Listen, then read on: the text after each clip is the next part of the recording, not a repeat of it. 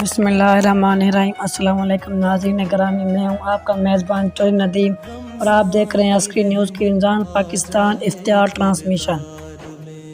पाकिस्तान के खलीजी ममालिक UK USA और इसके अलावा दुनिया भर में जहाँ भी हमारी यूट्यूब के ज़रिए ये नशरियात इफ्तियार ट्रांसमिशन रमज़ान पाकिस्तान की अस्करी न्यूज़ की तरफ से देखी जा रही है।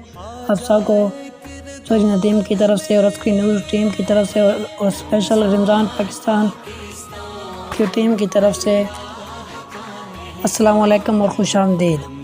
नाज़रीन, आज हम जिस मौजू पे बात करेंगे वो एक अहम मौजू भी है और आज का मौजू बहुत अहम मौजू है। रमज़ान मुबारक आज चौथा रोज़ा इफ्तियार किया जाने वाला है और इसी चौथे रोज़े के इफ्तियार के हवाले से और रमज़ान मुबारक के बाबरकत महीने के हवाले से आज का हमारा मौजू होगा सहाबा कराम के रमज़ान मुबारक में मामूलात ज़िंदगी क्या होते थे, यानी कि सहाबा कराम रमज़ान मुबारक किस तरह गुजारते थे और हम किस तरह रमज़ान मुबारक गुजारते हैं। आज हम इस दो टॉपिक पे बात करेंगे कि रमज़ान मुबारक में सहाबा कराम की मामूलात ज़िंदगी क्या थी और हमारी रमज़ान मुबारक में मामूलात ज़िंदगी क्या होती है।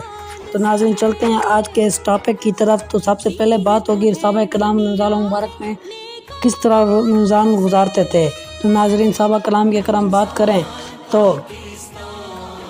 वो रमज़ान में रोज़ा भी रखते थे और साथ मेहनत और मुशक्क़त भी करते थे। दिन रात कामों में मसरूफ़ हो जाते थे, यहाँ तक कि उन्हें कुछ भी नहीं पता होता था कि रमज़ान आता है और फिर चला जाता है। लेकिन सहाबा कराम अपने मामलात ज़िंदगी में मसरूफ़ हो जाते थे, यानी कि पहले की तरह ही वो अपने काम जारी रखते थे। लेकिन हम क्या करते हैं, रमज़ान मुबारक आता है तो रोज़ा रखते हैं और उसके बाद कहते हैं कि आज हमने आराम करना है, आज हमने सो जाना है क्योंकि आज हमने रोज़ा रखा है, आज हमने आराम करना है, आज हमने कोई काम ही नहीं करना।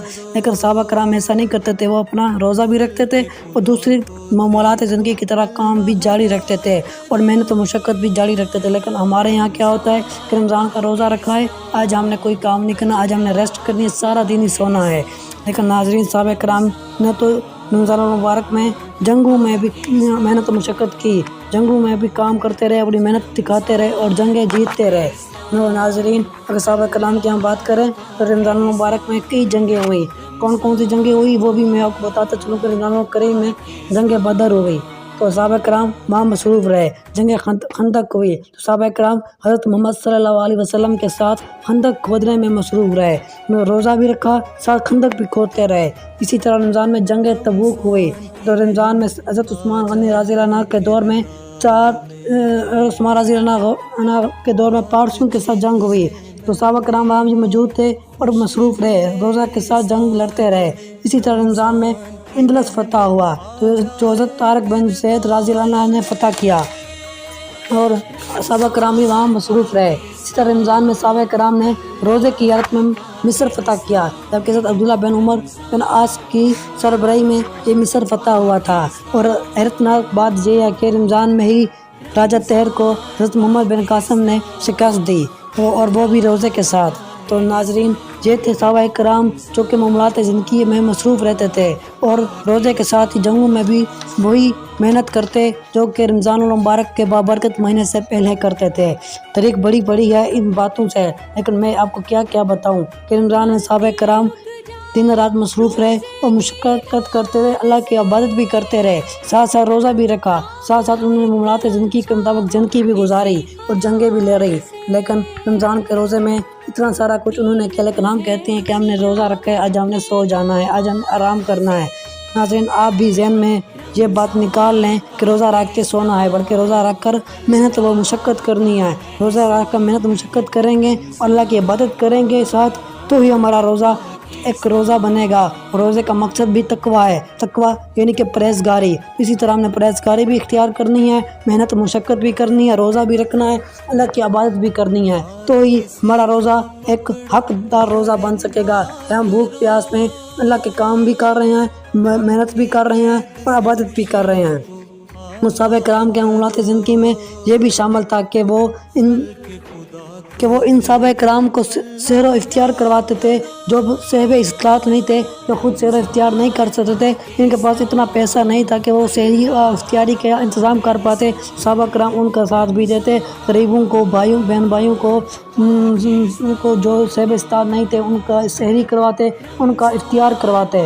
رمضان میں ان کے سیر و اختیار کا انتظامات بھی ہماری ایک اہم ذمہ داری ہے۔ جو بہن بھائی ہمارے غریب ہیں، مسکین ہیں، ان کے ساتھ ہم نے بھلائی کرنی ہے، رمضان المبارک میں ان کو یاد رکھنا ہے اور ان کے ساتھ ہم نے تعاون کرنا ہے اور ان کی سحری اور افطاری کا خصوصی اہتمام کرنا ہے، اور رمضان المبارک کے بعد ان کے عید کے کپڑوں کا بھی ہم نے اہتمام کرنا ہے جو کہ صاحب استطاعت نہیں ہیں۔ اگر میں حضرت حماد بن سلیمان رضی اللہ عنہ کی بات کروں تو وہ رمضان المبارک میں تقریباً 50 غریبوں کو اور مسکینوں کو ہر رات کھانا کھلاتے، ہر رات کھانا کھلاتے، ان کو کپڑے لے کر دیتے اور ان کو 100 غریب مسکین کو 100 درہم دیتے کہ وہ امیروں کی طرح خوشیاں منا سکے، رمضان کو گزار سکیں۔ حضور پاک صلی اللہ علیہ وسلم رمضان المبارک کے آخری عشرے میں اعتکاف فرماتے تھے۔ اگر ہم حضرت محمد صلی اللہ علیہ وسلم کی بات کریں تو وہ بھی رمضان المبارک میں آخری عشرے میں اعتکاف فرماتے، عبادت میں مصروف رہتے، روزہ بھی رکھتے اور ساتھ ہی دوسرے تمام معاملات زندگی کو بھی سر انجام دیتے تھے۔ اور ناظرین، آج اب آخر میں جو بات ہوگی وہ ہوگی کہ ہم نے کس طرح رمضان گزارنا ہے۔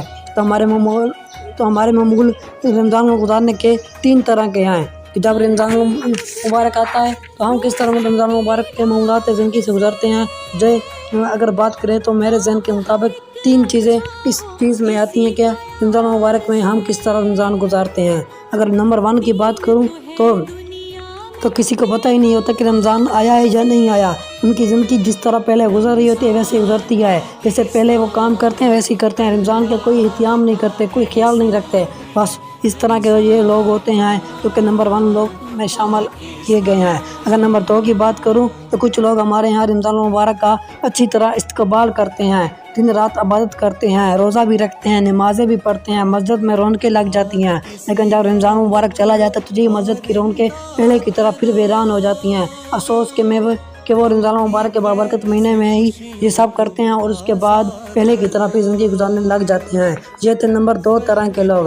اگر نمبر 3 طرح کے لوگوں کی بات کروں تو وہ رمضان مبارک کس طرح گزارتے ہیں۔ آج کے دور میں ہمارے ساتھ جو لوگ رہتے ہیں تو وہ تیسرے طرح کے لوگ اس طرح کے ہیں کہ وہ رمضان کریم کو اللہ کی رحمت، اس کی برکت، اس کی نعمت، اس کی سخاوت، اس کی نیکی سمجھتے ہیں اور ایک بہت بڑا فضل و احسان مانگتے ہوئے اس کی قدر و منزلت کو سمو لیتے ہیں، پھر اس کو اپنے معمولات زندگی میں اسی انداز سے گزارتے ہیں جیسا کہ رمضان سے پہلے ان کی زندگی تھی اور رمضان گزارنے کے بعد یکسر تبدیل ہو جاتی ہے۔ رمضان میں جس طرح وہ کام کرتے تھے رمضان گزرنے کے بعد وہ اس طرح کی کام دوبارہ کرتے ہیں۔ یعنی کہ میں ان کا خلاصہ بیان کرتا چلوں کہ ہمارے یہاں رمضان مبارک میں جو لوگ ہوتے ہیں وہ اس طرح کے ہوتے ہیں کہ یا تو انہیں پتہ ہی نہیں ہوتا رمضان آیا یا نہیں آیا، اور دوسرے وہ لوگ ہوتے ہیں جنہیں رمضان کا پتہ چلتا ہے تو وہ خاص اہتمام کرتے ہیں، نماز پڑھتے ہیں، روزہ رکھتے ہیں اور اس کے بعد دوبارہ مسجد میں نماز قائم کرتے ہیں۔ لیکن رمضان گزرنے کے بعد وہ دوبارہ پہلے ہی طرح کی زندگی میں آ جاتے ہیں، جس طرح پہلے کام کرتے تھے ویسے کرتے ہیں۔ تیسری طرح کے وہ لوگ ہوتے ہیں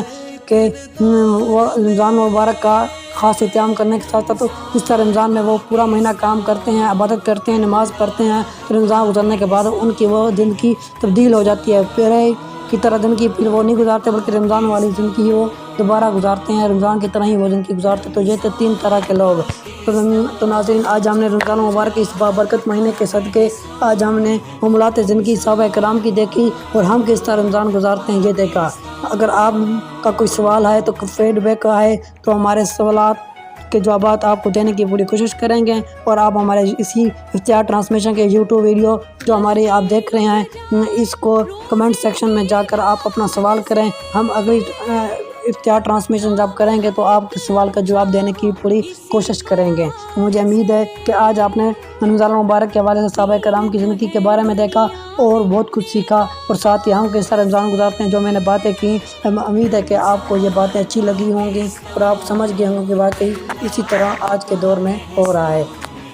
دو ناظرین، آج ہم نے دو ٹاپک کی بات کی، صحابہ کرام کے رمضان مبارک زندگی اور اس کے ساتھ ہم رمضان کیسے گزارتے ہیں۔ آج میں نے کوئی ہیلتھ ٹپس کے حوالے سے سوال نہیں رکھا، کیونکہ آج کا موضوع ہمارا رمضان مبارک اور اس کو گزارنے کا طریقہ تھا، اور اسی طرح ہیلتھ ٹپس جو کچھ اہم تھے وہ میں اپنے پہلی 3 افطار ٹرانسمیشن میں دے چکا ہوں۔ اگر کوئی ہیلتھ ٹپس آپ خود جاننا چاہتے ہیں تو فیڈ بیک کے اندر جا کے ہم سے پوچھیں، تو اس حوالے سے ہم آپ کا ہیلتھ ٹپس جو ہوگا اس کا جواب دینے کی کوشش کریں گے۔ اور اب ہم کوشش کریں گے کہ ہیلتھ ٹپس کم سے کم دیں اور زیادہ سے زیادہ رمضان مبارک کے بابرکت مہینے کے بارے میں آپ کو بتائیں، جس طرح آج ہم نے آپ کو ساری بات رمضان مبارک کے حوالے سے بتائی۔ تو ناظرین، اس کے ساتھ ہی آج کا پروگرام اپنے اختتام کو پہنچا۔ اپنے میزبان چوہری ندیم اور اس کی پوری افطار ٹرانسمیشن ٹیم کو دیجیے اجازت۔ انشاءاللہ کل کی افطار ٹرانسمیشن میں دوبارہ حاضر ہوں گے، تب تک کے لیے اللہ